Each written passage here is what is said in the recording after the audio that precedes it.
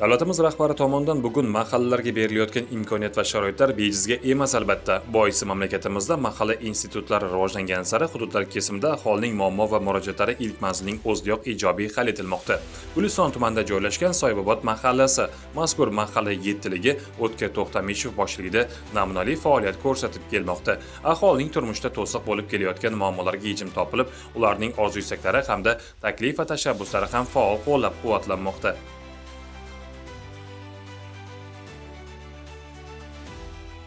Soyibobod mahallamizda 20 ta ko'cha, 882 ta xonadon, shundan 4815 ta aholi istiqomat qiladi.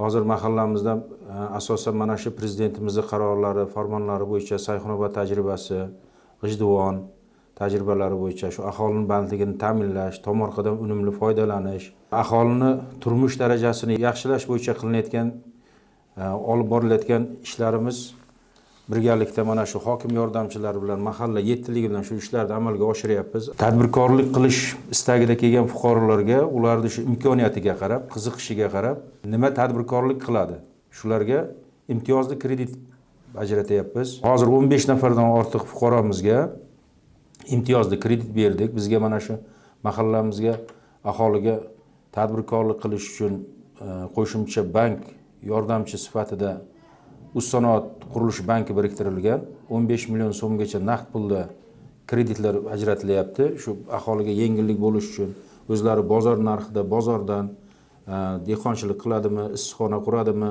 chorvachilik bilan shug'ullanadimi, parrandachilik qiladimi, tikuvchilik, boshqa qandolatchilik shu yo'nalishlar bo'yicha aholiga yaqindan yordam berib kelyapmiz. Prezidentimizning 2023-yil 21-dekabrdagi 209-son farmoni, 402-son qarori bo'yicha har bitta mahallaga o'zini mana shu aholidan mol mulk va yer solig'idan olinayotgan soliqni 10% ni mahallani ixtiyoriga qoldiryapti. O'sha tushayotgan 10% dan hozir ko'chalarimizga o'zimiz reja qilib olganmiz, tungi yoritgichlar o'rnatish, tosh shag'al qilish, keyin yana orttirgan o'sha mablag'imizdan qiynalgan oilalarga, sharoiti og'ir oilalarga yordam berish, moddiy yordam va mana shu jinoyatchilikni oldini olish bo'yicha mahallamizda 20 ta ko'cha bor, asosiy joylariga kameralar o'rnatishdi. O'zimizga maqsad qo'yganmiz oldimizga.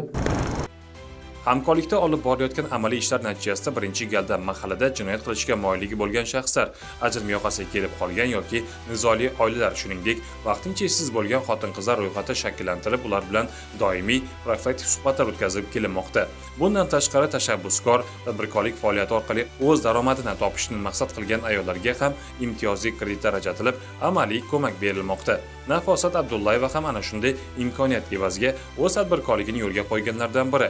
Bugungi kunda tikuvchilik sohasida faoliyat olib borayotgan Nafosat Abdullayeva mahalladagi vaqtincha ishsiz bo'lgan 10 nafardan ziyod ayollarni doimiy bandligini ta'minlashga erishgan. Bundan tashqari Soyibobod mahallasi tomorqadan yuqori daromad olishda ham ancha katta tajribaga ega. Bugungi kunda aholi vakillarining mavjud tomorqalarida qishloq xo'jaligi mahsulotlari yetishtirilib, parvarish qilib kelinmoqda. Bizni hududimizda asosan dehqonchilik, chorvachilikga mo'ljallangan. Hozirgi kunda xotin-qizlarni ish bilan band qilish ustuvor vazifalarimizdan biri. Shu sababdan hozirgi kunda mahallamizda bo'sh xonasida xotin-qizlarni bandligini, uyda qaynona qaynotasi, yaqinlariga yoki farzandlariga parvarish qilish bo'yicha hamshiralik, uy hamshirasi kursini ochganmiz. Bunda asosan uy bekalarini qamrab olganmiz. Hozir 20 tadan ziyod xotin-qizlarimiz mana shu o'quv kursiga kelib, o'zlarini hamshiralik, uy hamshiraligi kursida tahsil olishyapti. Mahallada qandolatchilik, tikuvchilik yo'nalishida ham kurslar tashkil qilinyapti. Mana sekin-sekin hozir ro'yxati shakllantirilyapti. Mana shu kurslarni ham asta-sekin boshlamoqchimiz. Ayol tadbirkorlarimiz ham mahallamizda bor va uyda ochgan, tikuvchilik sexi ochib, ayollar daftarda turgan, ijtimoiy himoyaga muhtoj, ishsiz xotin-qizlar bandligini ta'minlash bo'yicha kreditlar, imtiyozli kreditlar, keyin subsidiyalar ajratilgan. 2025-yilda o'zida 23 nafar ayolni bandligini ta'minlashga ko'maklashdik. Buni ichida tadbirkorlik bo'yicha kredit olganlar ham bor, o'zini o'zi band qilgan ayollarimiz ham bor. Bunda asosiy maqsad shu oilaga qo'shimcha daromad olib kelish va ayollarni bandligini ta'minlab, o'zlarini ustida ishlashga, o'zlariga bo'lgan ishonchni oshirishga yordam berish. Doimiy yo'lga qo'yilgan xonadonbay o'rganishlar natijasida aholining shaxsiy hamda ijtimoiy masalalari, jumladan bandlik, ta'lim, sog'liqni saqlash kabi qator yo'nalishlardagi murojaatlari ijobiy hal etilmoqda. Shuningdek, jinoyat qilishga moyil yoxud jinoyat qurboniga aylanishi mumkin bo'lgan fuqarolar hamda probatsiya hisobida turuvchi shaxslar bilan muntazam profilaktik tushuntirish ishlari ham olib borilmoqda.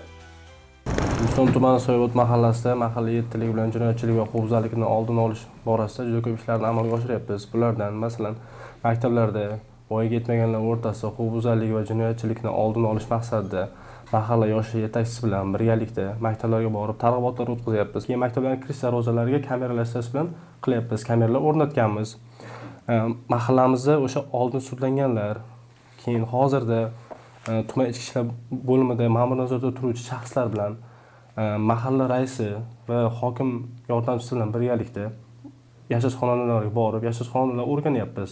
O'shanda jinoyatni sodir etishga nima sabab bo'lgan, nima yetishmovchilik bo'lganmi yo boshqa bir sabab bo'lganmi, o'sha sabablarni o'rganib, agar ishsizlik oqibatida o'g'irlik jinoyati va boshqa jinoyatlar sodir etgan bo'lsa, o'sha ishsiz fuqarolarga hokim yordamchisi tomonidan imtiyozli kreditlar yoki boshqa ishlarga yo'naltirilgan holatda ishlarni amalga oshiryapmiz. Nizoli oilalar, janjalkash oilalar bor, keyin spirtli ichimlikka ruju qilgan shaxslar bor.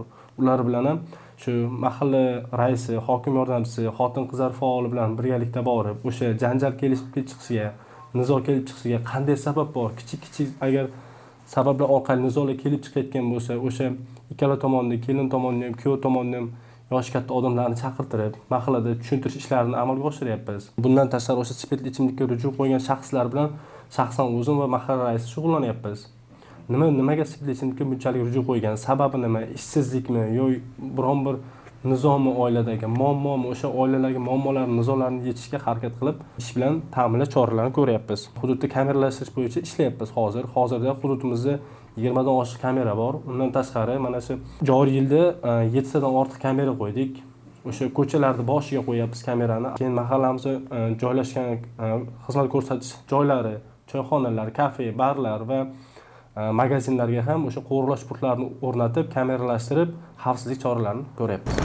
Islohotlarning ilk natijasi aks etadigan mahallalarda ham olib borilayotgan amaliy ishlar orqali hududlarda tinchlik va osoyishtalikni ta'minlovchi profilaktika inspektorlari ish samaradorligi yanada oshmoqda. Bunda esa albatta mahalla raislari boshchiligidagi faollarning ham xizmati salmoqlidir.